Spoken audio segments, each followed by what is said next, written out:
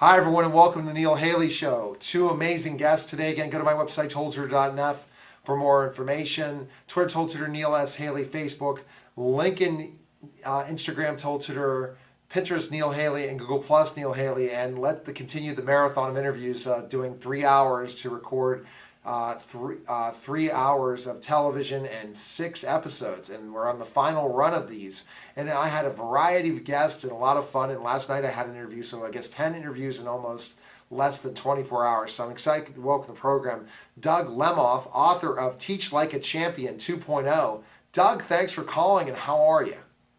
I'm doing great. Thanks for having me on. Well, I'm excited to have you on the program again because it's something that I think that you really need to teach like a champion, especially with the challenges that are happening in today's schools.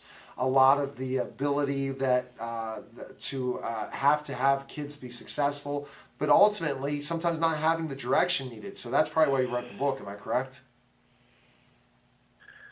Yeah, I think you could even frame it a little bit more optimistically, which is no matter where kids are, education and teaching is so important that there's no reason not to be better. And so, realistically, there are challenges in schools, and it's about making teachers better, but it's also about no matter how good you are, finding ways to improve a little bit. I talked to a teacher a couple days ago who'd been doing it for 10 years, and she said, I just kind of run out of new ways to think about getting better, and this helped me a lot. I didn't agree with everything in the book, but there were 5 or 6 things that I thought, wow, I can do that, and I can get better.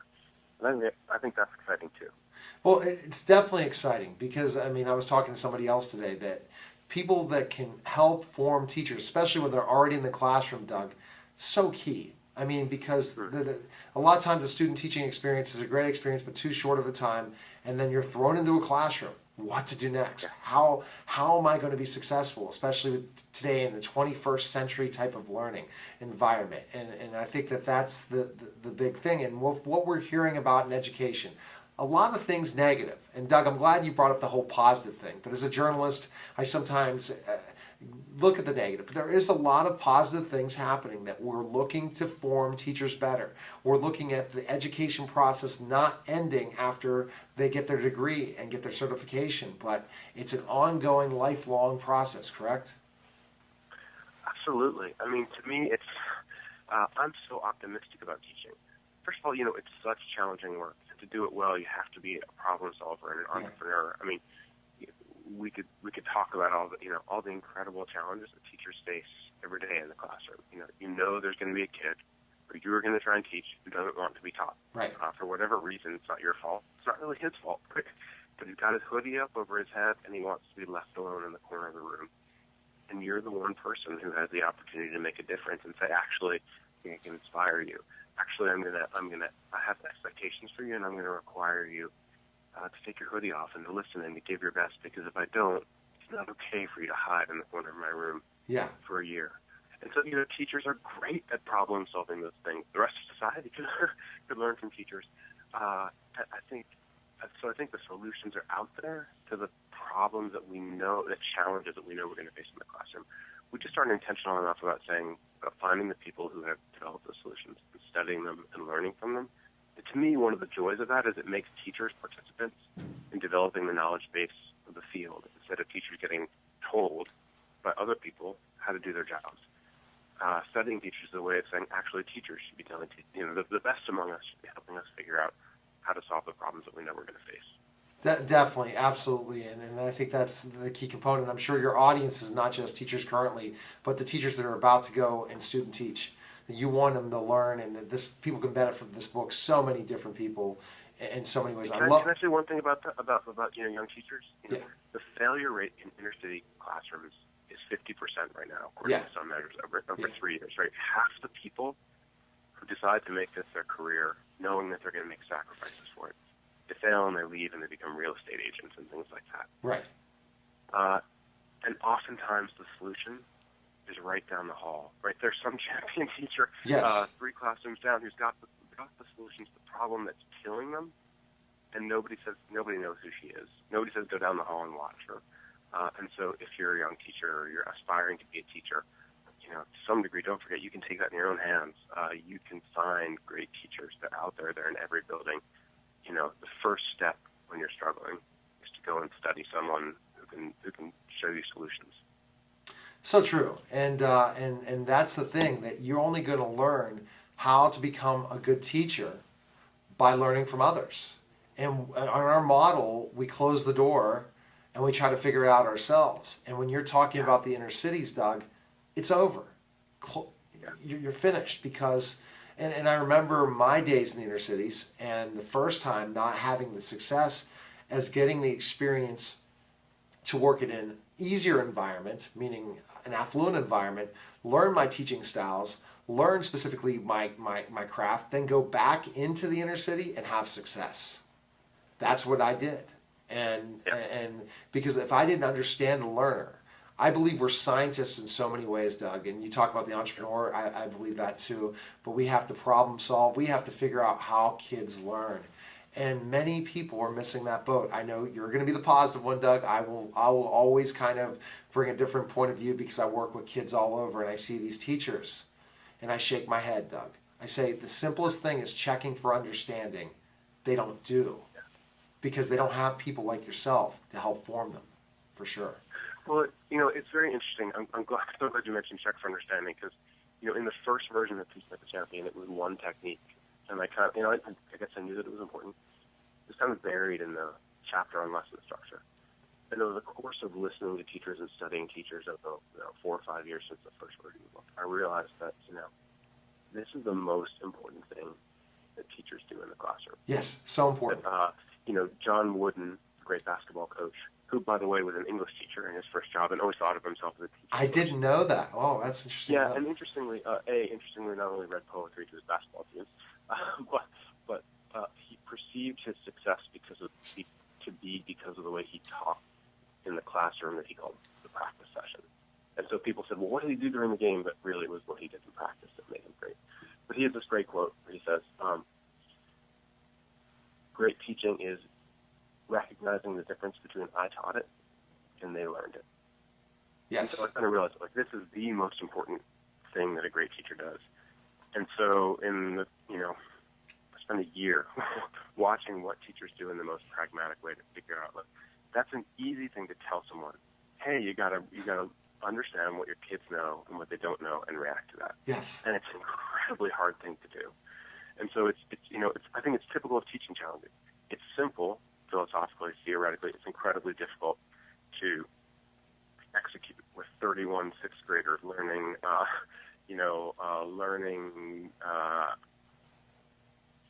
expressions with two variables and having to circulate in 3 minutes while they do independent work and figure out who knows what and who doesn't. And then why do we teach? And why do the problem is we assess too early?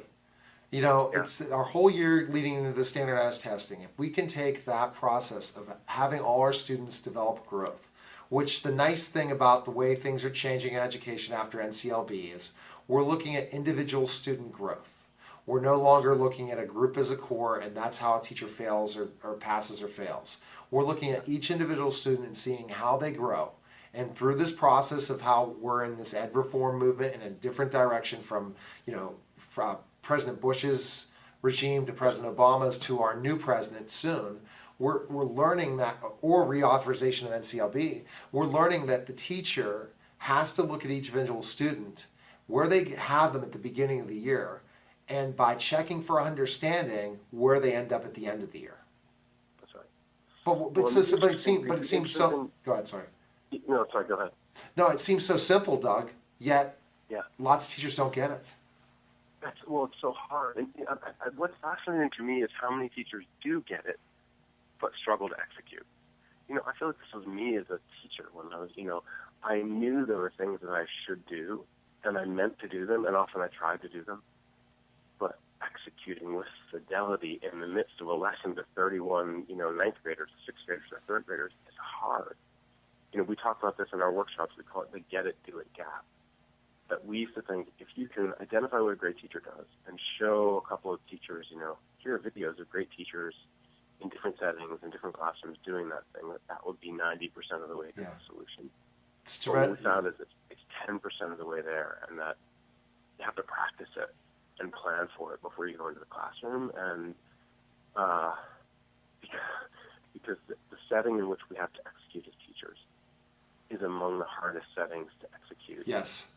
Of any profession out there, right? Like nobody goes out and expects to execute their difficult, challenging work as a lawyer, doing it live in front of 31 sixth graders. No, That's just us. So part of it also is, I think, is how we think, not just the content of what we're training people to do, but how we train them. We're a performance profession, and we go live 4 or 5 times a day in front of a group of kids. And so what we often do in professional development is we talk about things and we reflect on things, but what we don't do is practice. And practice pretending to ask questions to our colleagues as if they're kids and hearing their answers and reacting to them in the moment. And so no wonder it's really hard to react in the moment to student answers, in our lessons because we haven't practiced it. So I think that is one of the takeaways for me from watching great teachers master challenges. Is simple idea is not simple to execute, and to make that happen, you just have to practice and practice together. Which is nice. You talk about closing your door. Makes teaching a team sport. If I get together with my 7th grade colleagues and we practice asking kids questions from our math lessons for next week, and we practice giving each other plausible but wrong answers that we think our kids will give, and reacting to them in the moment, and productively. Right. In practice, we'll get some wrong and we'll get some right. But when we walk into the classroom the next week, our responses to student errors will be so much stronger, and we will be so much more confident facing those errors because we will have practiced them. All right, well, Doug, I wish I had more time. I hope I can reach out to you and have you as a contributor on the Total Education Network. So we'll definitely stay in touch so you can be part of roundtable discussions with other educators to really help with this process of teaching like a champion for sure. Where's the best place we can purchase your book and learn more about you, Doug? Yeah, well, I have a blog. It's teachlikeachampion.com/blog. That's a place where I post new ideas and new videos as I learn things as I'm studying teacher. You can get the book, Teach Like a Champion 2.0. Amazon.com is an easy place to find it, and you can order it and have it in your mailbox in 2 days. All right, well, Doug, I enjoyed it. I hope you continue to help form great teachers so that you can change the pendulum and change the way education's being taught, because it's simple. Check for understanding, deliver, it's an art, and people have to understand it's not impossible to do, yet you need direction because you have champion teachers in your building that have their doors closed that you can be watching to be success. So thanks again for calling, Doug. Take care.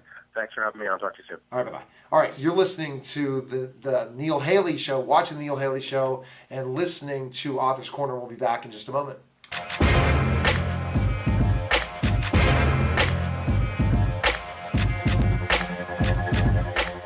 Hi, my name's Jim Corns, and this is John Bauer, and we're paramedics with Tri-Community South EMS. This year, EMS Week is May 17th through May 23rd.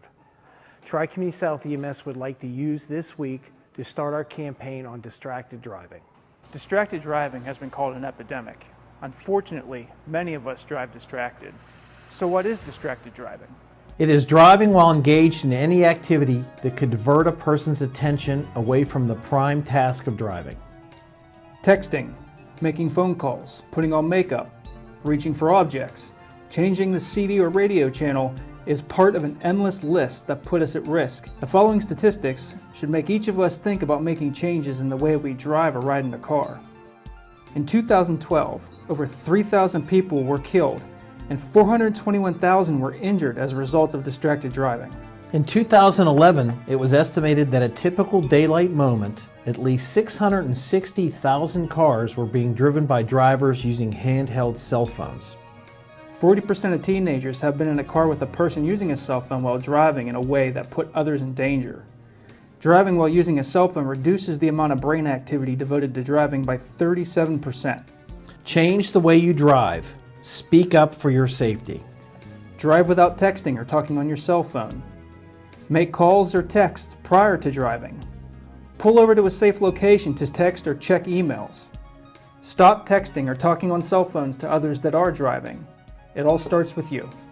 In honor of EMS Week, Tri-Community South would like to thank and recognize our staff for the work they do in keeping our community safe. For more information on Tri-Community South EMS, our CPR classes, or our Speakers Bureau, visit tcsems.org.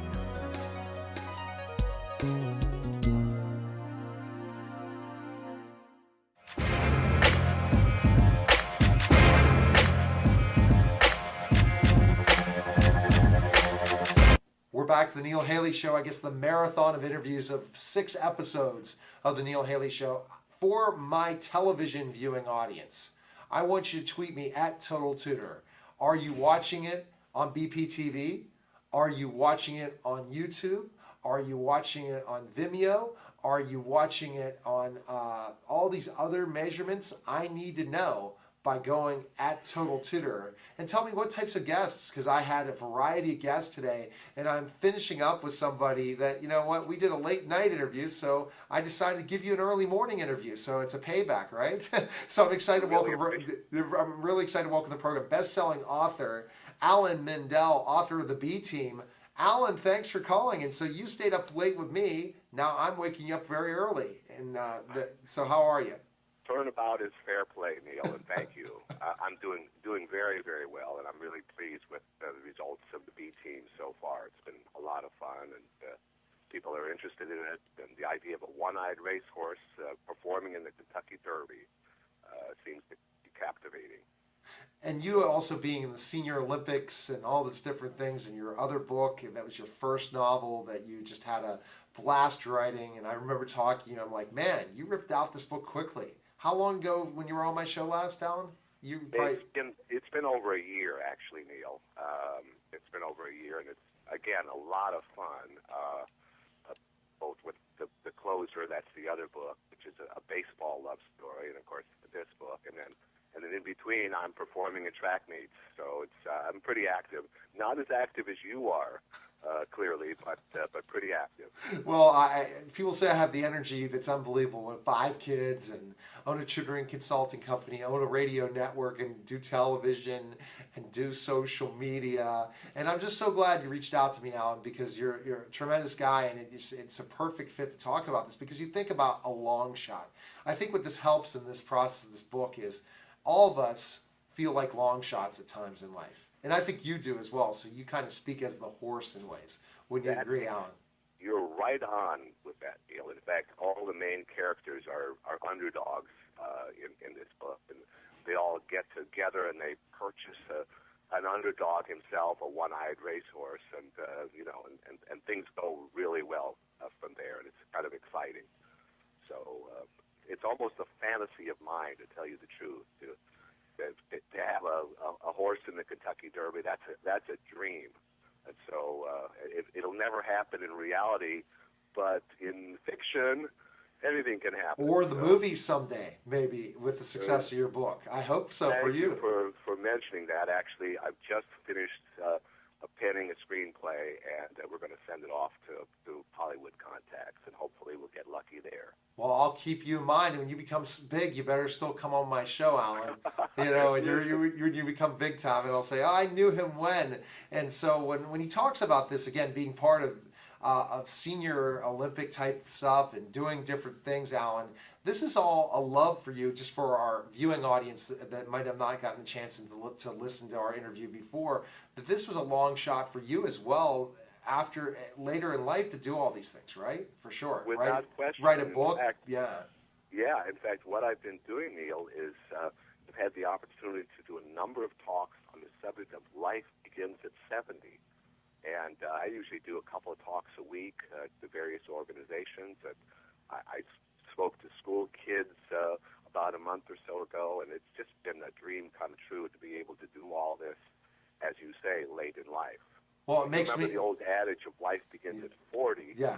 Well, for me, it's life beginning at 70, and so I'm using that as my kicker on this. So I'm going to applaud you for that, Alan, because the thing is, in ways, I'm never going to retire, because this doesn't feel like work to me, any of the stuff. Even though this is not the stuff I get paid for, my business of tutoring and consulting is where I make my money and do some social media and branding for companies. But everything I do is just amazing. If you knew I woke up today at 5 o'clock in the morning to drive down to the studios to do this and say 3 hours and then just to have this passion and just say what a great experience of interviewing such interesting people all day, and to finish up with you is perfect for sure. Now, well, thank you.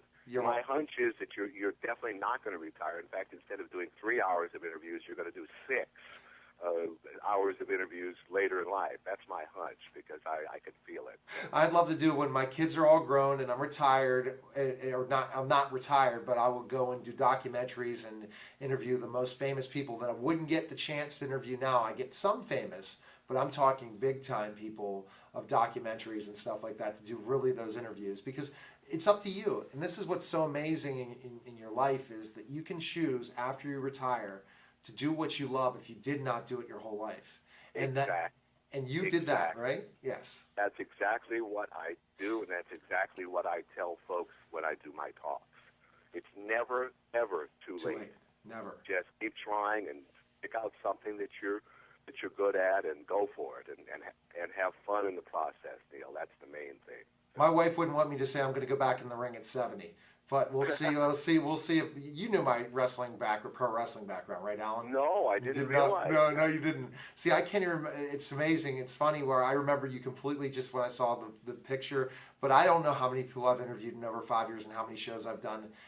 I would need a fact team to come up with all that different stuff. But it's just amazing. Now, I love the story because One-Eye Bandit, giving a horse a shot that only has one eye. What were people saying about this in the story? Because we don't want to give away a lot of it, but basically, no way this horse should have been put down, right? Or this horse should never have been a thoroughbred, right? Well, not necessarily put down, because there are one-eyed horses, okay. But typically, they're at a real disadvantage. They get skittish and don't perform too well.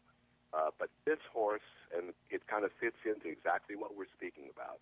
He has tremendous heart. Yes. In fact, a couple of times in the novel, somebody comments, well, maybe you can only see with one eye, but he makes up for it with his heart, and that's kind of the thing.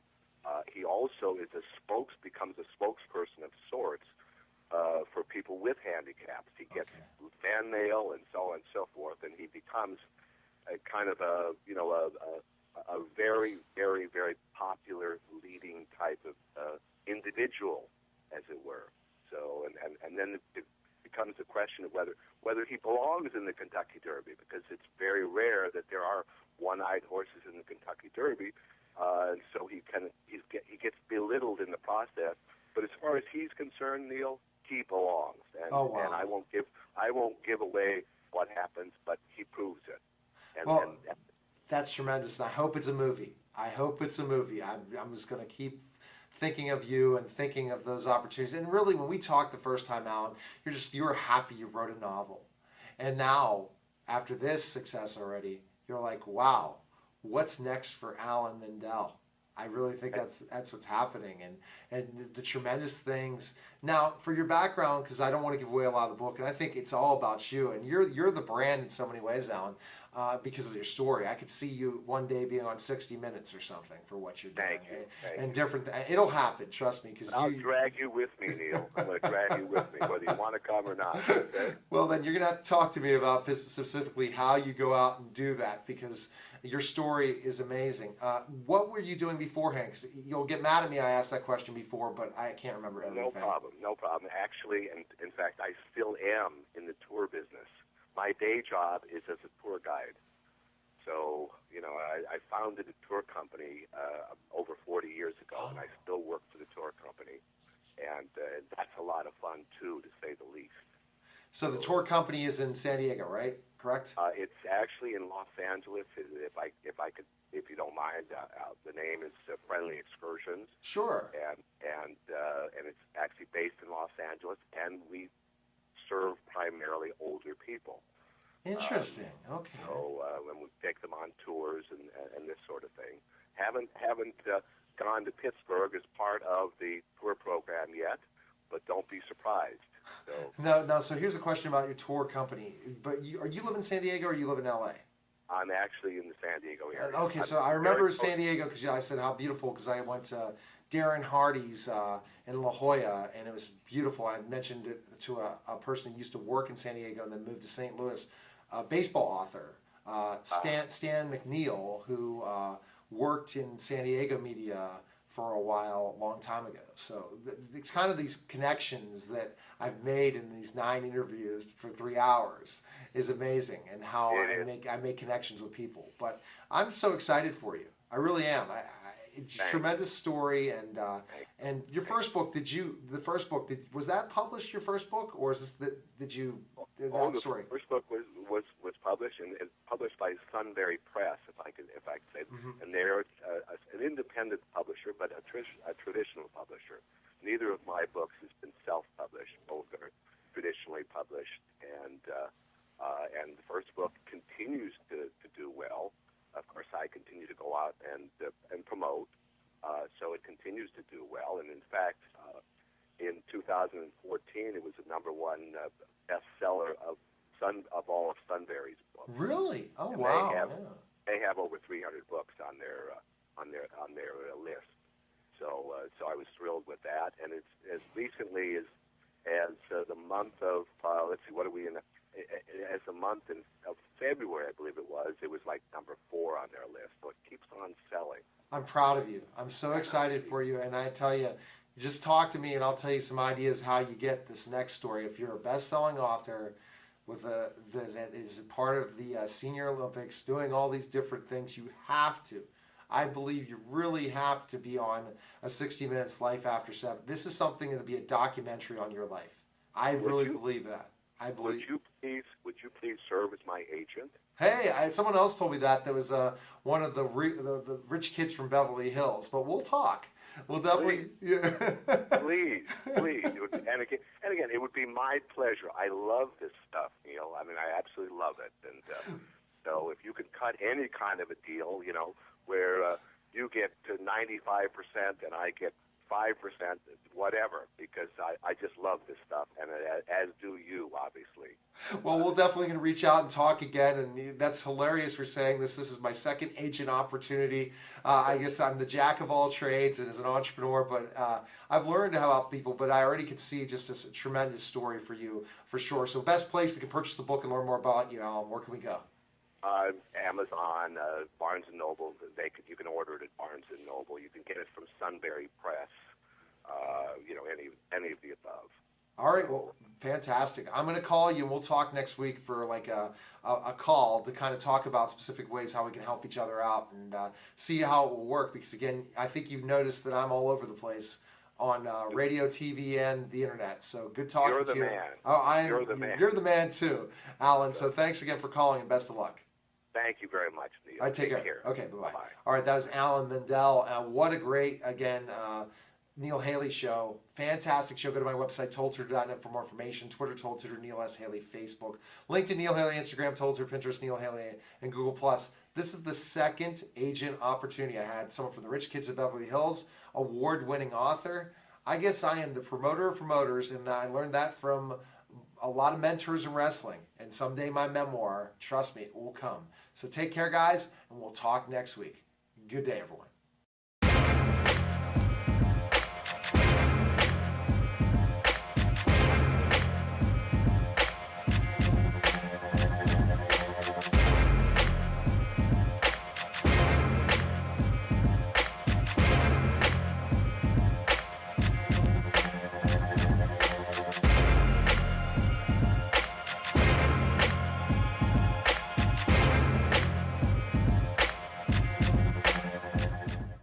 The American Legion, we're a powerful force for the nation. We work relentlessly within our 4 pillars of service, and we succeed. Go to legion.org to find out more about the American Legion's commitment of service to America.